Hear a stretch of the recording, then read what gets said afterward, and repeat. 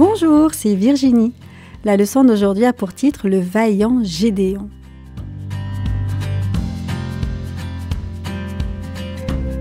Le verset à mémoriser se trouve dans Philippiens 4, verset 13. « Je puis tout par celui qui me fortifie ». As-tu déjà eu peur, ne sachant quelle conduite adopter? Ou as-tu déjà été surpris dans ton sommeil par des bruits bizarres? Eh bien, lorsque Gédéon a appris à faire confiance à Dieu, mettant sa peur de côté, des choses étonnantes se sont produites. 40 ans après la victoire que Déborah et Barak ont remportée sur Sisera, Israël a de nouveau oublié Dieu, recommençant à adorer les idoles. Dieu est très triste de cette situation. Pendant 7 ans, les Madianites et les Amalécites harcelèrent les Israélites en volant leur nourriture et en détruisant leurs maisons. Pour sauver leur peau, beaucoup d'Israélites se cachent dans des cavernes. Dieu part à la recherche d'un dirigeant, d'une personne qui lui fera confiance. Il trouve Gédéon. Pour se cacher des Madianites, Gédéon bat son blé au pressoir.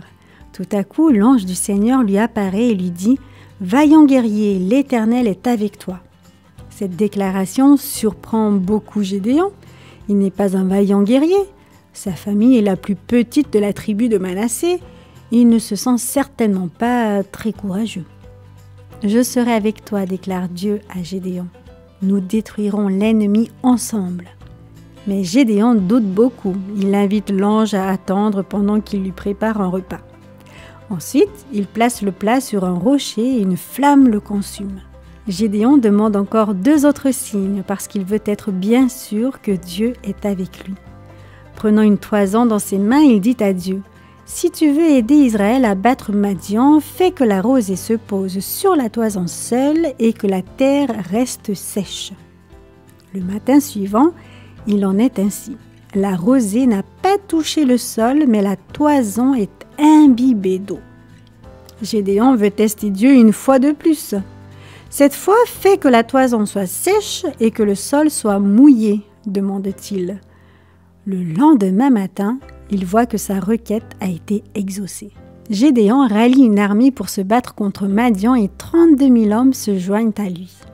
C'est maintenant au tour de Dieu de tester Gédéon. Ils sont trop nombreux, déclare Dieu. Renvoie des hommes à la maison.